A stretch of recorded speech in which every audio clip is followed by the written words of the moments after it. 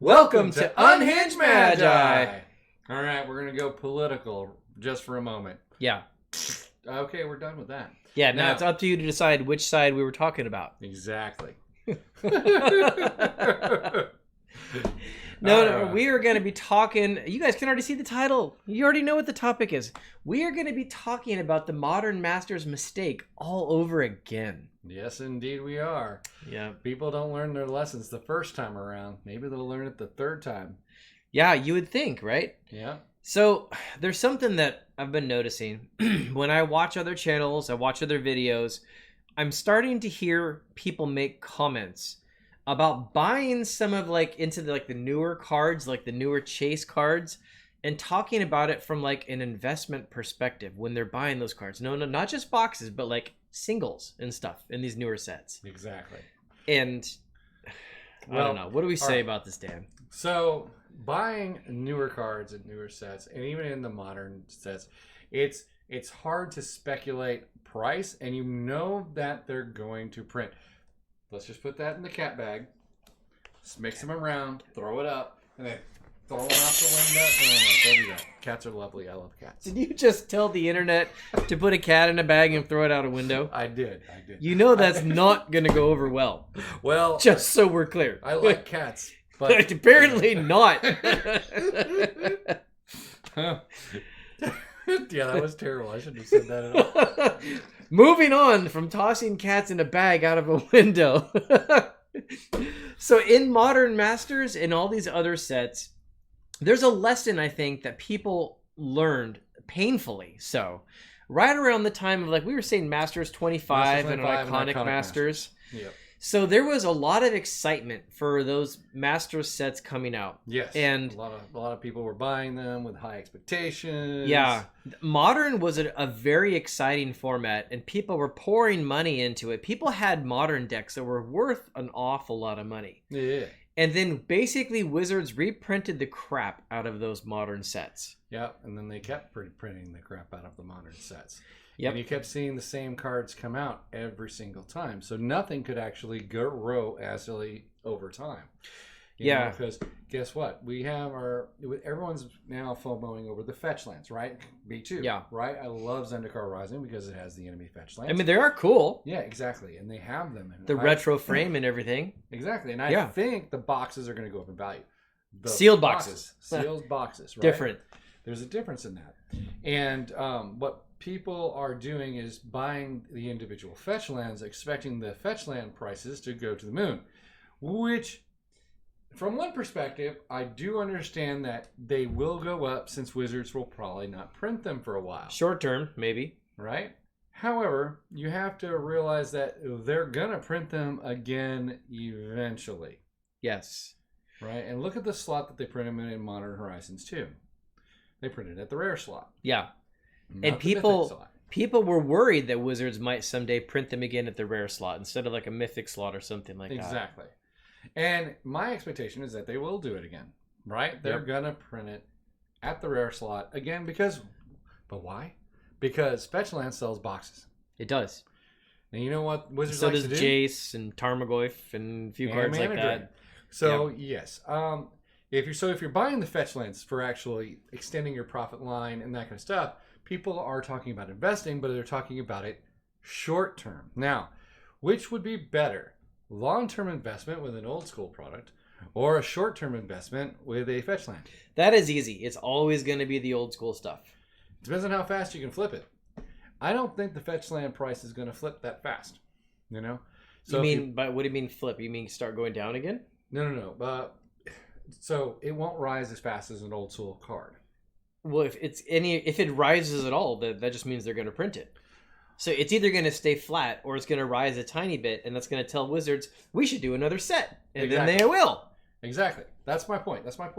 You have to time it precisely, but I don't think there's going to be an extended period of time where it will be like the olden days of Scalding Tarn being a really huge price tag as it used to command. Yep. Even though it is actually getting closer to that. Yep. So, but over the long term, fetch land is going to lose versus any old school card. Yep. And that's the point. I feel like a lot of these finance channels and a lot of newer players, it's like they're forgetting the lessons that were even more recently learned. And they're starting to look at some of these cards as like worth buying and investable and stuff like that. And it's like, you guys, you're going to get punished for that again. Wizards is going to take anything that is a new card that's got value that people want, and that is exactly what they're going to put in the newer sets to sell more boxes. Guaranteed. Now, here's one part of the devil's advocate, though. So, in the current boxes, they have these box toppers, like in the Double Masters and in the in Modern Horizons and that kind of stuff. They have these big, colorful artwork cards. Many investors are speculating that these will actually go up in value due to the fact that they're the big card, but they have this special full art, they're full foiled, and they're just pretty. Much like Force of Will. Force of Will is a very beautiful card, right? But it's going to be a specific artwork and that kind of stuff. So, and it won't be ever printed again in that artwork form. You know, and that one can really be hit or miss, honestly. I mean, I would, at the very best, I would call that a gamble.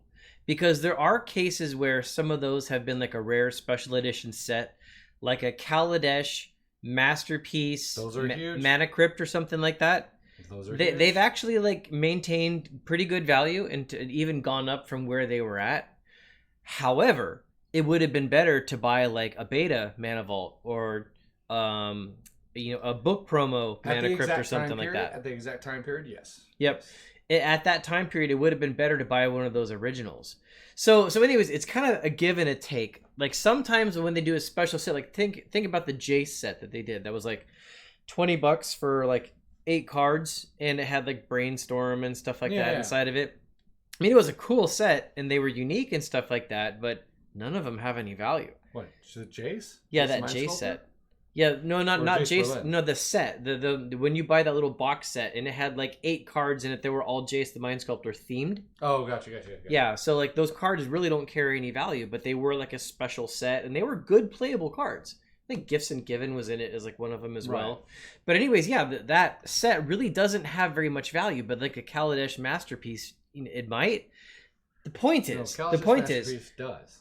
Yes, sometimes some of these newer, very exclusive special edition ones can start to get some value. But the thing is, when you compare it to like the older cards, it's like the older cards, the odds of those older cards either maintaining or going up in value is way higher. It is way hard. 100% guaranteed, way hard. But let's talk about the price point of getting into the bigger cards current day. All right? Not back day, but current day. Okay, so in that sense, if you're looking to get into some of the biggest stuff, because I think that's where you were leading. Correct. Most people are going to be priced out of like an unlimited Power 9 or something like that. Of course. Even like the Moxes and stuff are still like $3,000 to $5,000, and like people are now. I mean, Rudy and others are saying that's still underpriced. But what about getting? Well, I wasn't done with the thought. So there are still ones that are within your price range that are investable, and the thing is, you guys, when you look at like Alpha, Beta, Arabian Nights, like these are like the original sets. They are very low print run. I literally think any card in that set, even like the worst commons and stuff like that are now affordable, all of them are going to go up. Yes. Because the thing is that like people are going to, it's going to hit a point where they want to say like, I have a Beta. And if it's an Ironclaw Orcs or something, they're going to say, oh, I have a Beta Ironclaw Orcs. It's my only Beta, but I've got it. Yep. Right? And maybe they picked it up for $3. But just the fact that it's Beta, it's eventually going to be like a $50 card or something like that. I think Ironclaws are more expensive than $3. Well, they were $3 for quite a while is what I'm saying. They might be like, I don't know, what, $10 now. You could probably find some. I haven't looked up the prices. I'm just spitting truth like Fat Joe off the top of my head. But the point is, there are some out there in those original sets that at this moment you could pick up cheap, and I think they're all going to go up. So here's another thing. With the box toppers and that kind of stuff, I wanted to go touch back with that. Okay. Because you can get value out of those buying the singles if you can get them to grade well. Sure. And that is actually some of the things that I've been seeing as far as investment pieces. Over time... But grading's got to open back up again. Well, yeah, that's true. Because grading at $120 turnaround is not worth it. You don't want to do that. For those cards. That's a completely different topic. Someday when grading gets back down to $10, $15 a card again, well, then maybe it'd be worth it from now on. because that's what they've already announced their price point to be. But it'll be 20 or higher, Inflation, basically. folks. But yeah, so grading a Force of Will, getting a 10 and sitting on it isn't a bad idea in long term. Like a new Force of Will, you're saying? Yeah, new Force of Will. Yeah. I like a box topper, not like the Force of Will regular card. To me, that seems like a logical choice if you wanted to sit on a standard set card, one that's been printed today. Yep. That's my personal opinion on that. And you could sit on that because maybe you bought the box and you pulled the box topper yourself. Yep. You know, I also think the more Wizards keeps reprinting cards, the more I think the same reason that people go to like alpha, beta, stuff like that, because they want the earliest version that has the smallest print run. I think that kind of thing is going to happen for a lot of other cards that get reprinted. Like, for example, I actually think like the Onslaught fetch lands. Oh yeah. And I said this a while ago in a video, and it's actually started. You're starting to see it manifest. I literally think at one point when you've got 30 different printings of fetch lands, people are going to be like, I have the OG fetch lands. I have the very first set, the Onslaught ones. Yep. I do think that's a thing. For nostalgia reasons, and also because it's the only thing that's special, you know? Once like everyone's got fetch lands. Like look at Sarah Angel now, right? Yeah. Sarah the Angel artwork of Sarah Angel is the best. Yeah, you can get Sarah Angel for like 10 cents a piece in some of the newer sets. It's not even worth buying or selling. They're nothing. But getting like an alpha or a beta Sarah is really expensive, right? Even like a revised Sarah has a decent amount of value to it because it's got the original art. Yep. I think eventually that's going to happen to like all the cards that are moving forward that were printed in some of those first sets. Exactly. And that's another thing. That's a great investment point. It may not be even on the reserve list, but it's actually original art. And we've touched base on this. So original artwork is actually going to be something. And that is something that we all need to appreciate. Yep. Yeah, and I might even like show a little binder here that I've got. Okay, so I have two binders like this. And these binders are hard to find now. They actually got to be really expensive. But I hold a lot of cards in here that are not like the newest cards. They're like more modern kind of focus cards. But you'll see like all of my fetch lands are like either the Onslaught fetch lands or the first ones to come out like the Zendikars and stuff. So basically this is my binder of everything that's not old school but actually still like has some value. So there are like, okay, here's some Grim Monoliths and stuff. So there is some reserve list and stuff. But there's an awful lot of stuff in this binder that is fully clear to be reprinted. You know, they can reprint it as much as they want, but I've got like original copies in it, right? And then separately, I've got another binder over here, this one. And I actually do keep old school legal cards in this one. And so, okay, a lot of my cards are out because they were in like the old school cube.